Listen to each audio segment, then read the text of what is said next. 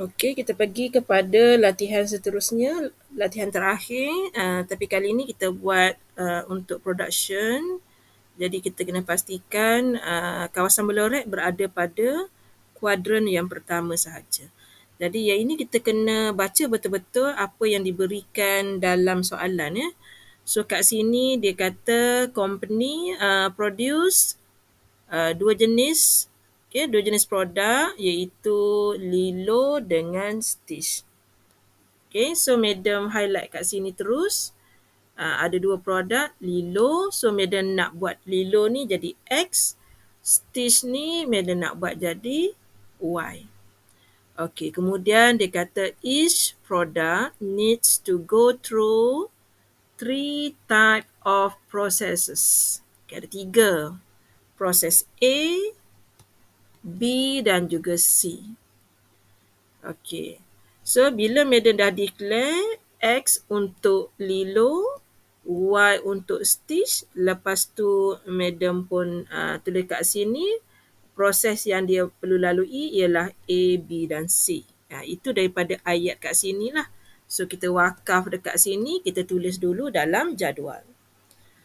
Okey, kemudian kita sambung lagi. The time that is required to produce a unit of Lilo is 12 minutes. So, ayat yang seterusnya dia cerita untuk Lilo ambil masa 12 minit untuk proses A, 6 minit untuk proses B dan 3 minit untuk proses C. So, madam wakaf dekat sini, kita tulis dulu maklumat. Okey, Lilo, untuk buat Lilo, proses yang ini ambil masa 12 minit. Proses B 6 minit dan proses C 3 minit. Itu ayat yang warna biru. Okey, kemudian madam sambung ayat warna pink. Sekarang dia cerita pasal Stitch pula. 6, 9, 3. Okey, minit diperlukan untuk 6, 9, 3. So, madam tulis sekejap 6, 9, 3. Masa yang diperuntukkan untuk proses A, proses B dan juga proses C. 6, 9, 3. Okey, selesai. Kat situ sambung lagi. So, tadi kita berhenti kat sini. Okey, kita sambung lagi. Kita pergi warna purple pula. So, kat sini masa yang diperuntukkan untuk proses A 120 jam. Kita kena hati-hati. Tadi kita cerita pasal minit, tiba-tiba keluar perkataan 120 jam. So, kita kena darab dengan 60 minit lah. Okay, so kalau kita ada kalkulator, 120 darab dengan 60. So, sebenarnya awak ada 7,200 minit. Itu masa yang diperuntukkan. So, kat sini dia punya time kat sini. So, sini akan jadi untuk Lilo, untuk proses A itu masa diperuntukkan ialah 7,200 dan kita seharusnya guna nilai ni sama ada so masa terakhir dia adalah 7,200. Kalau guna kurang daripada tu tak apa, lebih tak boleh. Okey, so kat situ selesai. Kemudian yang ini 120, proses B 90, C 35. 90 darab dengan 60, so dia jadi 5,400. Okey, untuk proses C tadi 35. So dapat 2100. Okey, iaitu bila madam dah baca sampai sini. Maka tibalah dia ada kata kunci untuk kita panggil objective function. Ni profit. Itu kata kunci dia. Untuk Lilo RM3 dia punya profit. Satu tu RM3. Untuk Stitch RM5. So bila kita cerita pasal profit, so untuk Lilo tadi RM 3 untuk stitch, RM 5 dia punya keuntungan. Okey, so dah sampai sini. Kemudian dia pun dekat ayat terakhir biasanya baru dia cakap. X dia nak kita represent untuk lilo, Y untuk stitch. Tapi kita dah ambil langkah berjaga-jaga, awal-awal lagi kita dah buat. Okey, sekarang kita nak jawab soalan A. Tak jawab lagi soalan, nak jawab A. Dia suruh kita tulis semua constraint yang ada. Constraint ni maksudnya system of inequalities lah. Tulis semua yang ada. Okey, so bila nak jawab soalan A, so yang pertama kita nak cerita pasal proses A. Proses A. So kita ada tadi 12 untuk X tambah dengan 6Y dan masa yang diperuntukkan tu kita tak boleh lebih daripada masa tu. Okey, selesai. Manakala yang ini 6X tambah dengan 9Y kurang sama dengan 5400.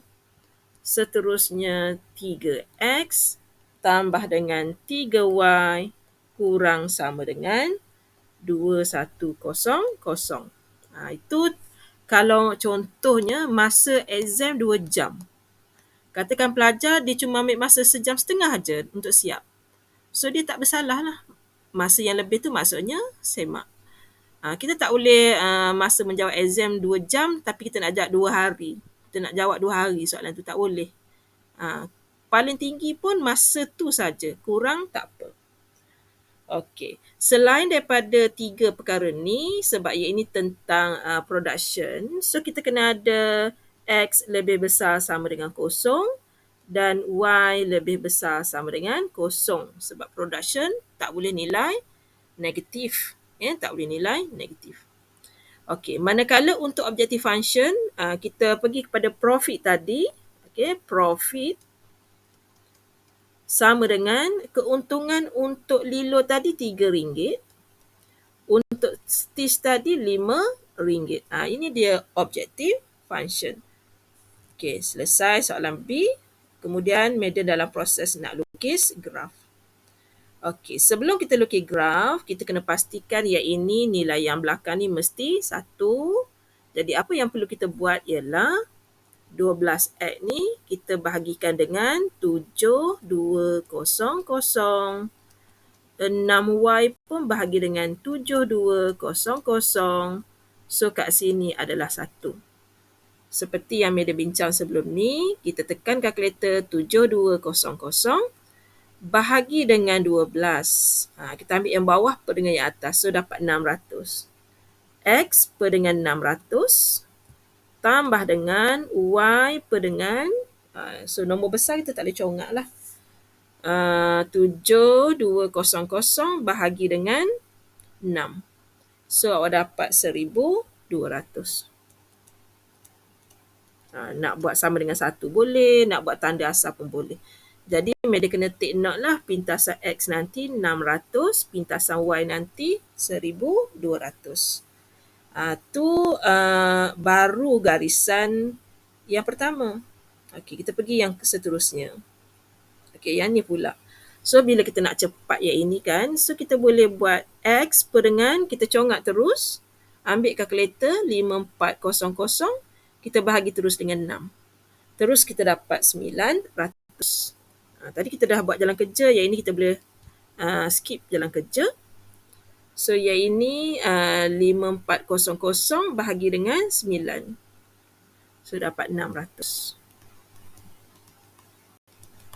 Sini dah jadi 1 lah. Sini dah jadi 1. So ringkas kan. Yang ni pun sama. X per dengan, kalau nombor besar tekan kalkulator. 2100 bahagi dengan 3. So Media dapat yang ini 700. Untuk pintasan Y pun 700 kurang sama dengan 1. Okey, so kita ada garisan pertama. Ni garisan pertama. Garisan kedua automatik dah ada. Garisan ketiga. Garisan keempat. 4, garisan ke-5. Okey, selepas kita buat tu kita nak lukislah sketch the visible region. Okey, kita nak sketch visible region kat sini. Pelajar kena guna kertas graf. Okey, pelajar kena guna kertas graf. So kat sini madam bagi ruang kosong kat sini untuk pelajar, mungkin pelajar nak sketch kat sini lah. Nak sketch biasa-biasa kan. Okey, tengok So yang pertama madam guna kuadran yang pertama sajalah. Okey, madam nak sketch.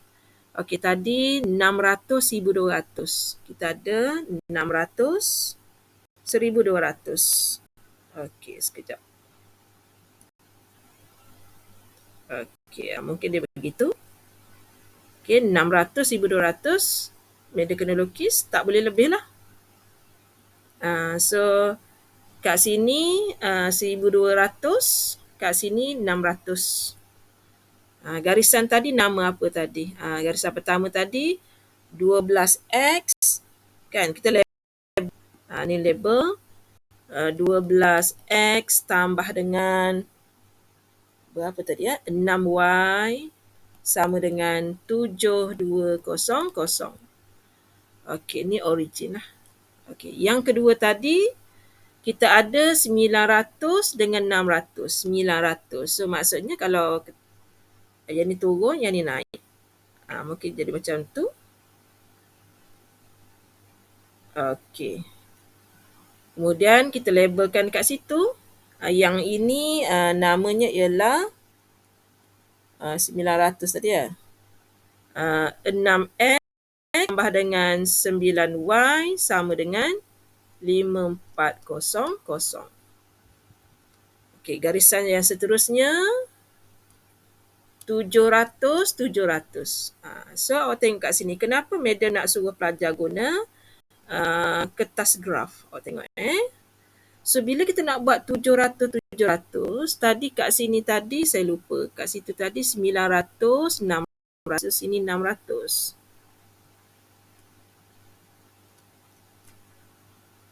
So yang ini 900. So sekarang ni madam nak buat 700, 700. So bila kita buat ni kan, kita macam tidak tepat. Tidak tepat. Apa yang kita lukis tu nampak macam tidak tepat. Jadi madam cadangkan, apabila garisannya banyak, kita tak boleh nak sketch macam biasa. Tapi madam sediakan ruang untuk pelajar sketch ni, sedia. Tapi sebenarnya niat madam nak suruh pelajar guna kita panggil kertas graf. Apa yang awak nak plot tadi sama saja. Yang pertama tadi 1200 dengan 600 ada. Kemudian label. So madam pun label. Benda yang sama. Kalau setakat dua garisan tak ada masalah. Tadi kita ada 900 dan kita ada 600. Tak ada masalah lagi masa tu. Tak ada masalah lagi. Bila yang ketiga tu kita mula runsing. Dia potong dekat mana, kita runsing.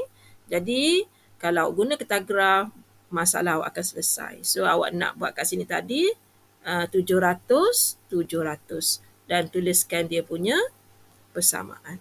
So persamaan yang seterusnya kosong dan kosong tu lah. Kosong di sini, kosong di sini. Iaitu memang dah ada pada kertas graf. Okey. So bila kita tengok semua ketaksamaan kita tandanya kurang sama dengan. Okey, kurang sama dengan. Kecuali yang ini. Yang ini besar sama dengan, besar sama dengan. Yang ini kurang, yang ini pun kurang, yang ini pun kurang. Maka kawasan berlorek adalah kawasan yang berwarna jingga. Itu kawasan berlorek. Dan daripada kawasan berlorek tu, kalau awak perhatikan, kita dapati vertex kita kosong-kosong, tidak dikira lah. Kosong-kosong maksudnya production kita kosong. Kita ada titik dekat sini, kat sini. Lepas tu ada kat sini dengan kat sini. Okay, dia ada A, B, C, D. Ada 4 titik. A, B, C, D. Yang kita boleh nampak titik A ni memang jelas. 600 titik A dulu titik A kat sini. Ni titik A. 600. So, kemudian titik B yang dah jelas 600 kosong. Titik kosong-kosong kita tak perlu tulis dalam jadual. So sekarang ni nak cari A dah ada, B dah ada, nak kena cari C dengan D. Okay, nak kena cari C dengan D. So katakan sekarang madam buat unjuran begini. Madam labelkan di sini sebagai C, D di sini C, titik E ni adalah kosong, kosong, which is kita tak kira pun dalam penggantian dalam objective function. Okay, so madam nak cari kawasan AB siap, C dengan D. Okay, madam nak cari C dengan D sekarang ni, macam mana nak cari? Okay, so kalau pelajar boleh tengok graf, so kat sini D, kalau siapa yang dah boleh nampak daripada graf, kita dah boleh nampak koordinat dia adalah 500 dengan 200. Kita nampak 500 dengan 200. Kalau siapa lukis dengan tepat dapat. Okey, titik C pula kalau kita boleh baca dia adalah 300 dengan 400. Okey, 300, 400. Jadi sebenarnya titik A, B, C, D memang kalau siapa lukis graf tepat, dia akan dapat koordinat tu dengan cepat. So sekarang ni kita ada titik A, titik B, titik C, titik D.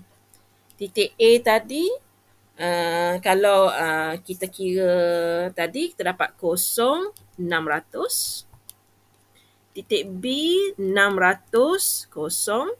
Titik C tadi 300 400. Titik D tadi 500 dengan 200. Itu menggunakan graf. Okey, so sekarang ni madam nak uji objective function kita 3x tambah 5y. Okey, 5y, calculate. Titik yang pertama x kita kosong, yang nilai y kita 600. So kita dapat jawapannya ialah 3,000. So kat sini dapat keuntungannya adalah 3,000. Okey, titik yang kedua, tekan calculate, nilai x kita 600, nilai y kita kosong. Okey, so kita dapat RM 1,800. Seterusnya, kita masukkan nilai x kita 300, nilai y kita 400. Okey, keuntungan kita 2,900. Dan yang terakhir, calculate 500, 200. So, kita dapat 2,500. Okey. So, daripada sini kita akan menjawab soalan kita lah. Kita tengok soalan kita tadi. Kita nak mencari, kita dah cari B, kita dah sketch, kita nak cari maximum profit. Lepas tu dia nak tahu bilangan unit lilo dan bilangan unit stitch yang dihasilkan. So kita nak yang maksimum. So kita tengok nilai yang paling besar. So nilai yang paling besar adalah 3,000. Jadi jawapan kita ialah maximum profit is RM 3,000. Okay. So lilo when x equal to 0 and stitch y sama dengan 600. Okay. Itulah jawapan kepada soalan ni. So dalam video ni madam tak tunjuk lagi cara lukisan objective function. Madam baru tunjuk pengiraan. Video terakhir nanti madam akan tunjuk macam mana kita nak cari garisan objective function. Okay, yang itu kita jumpa video seterusnya.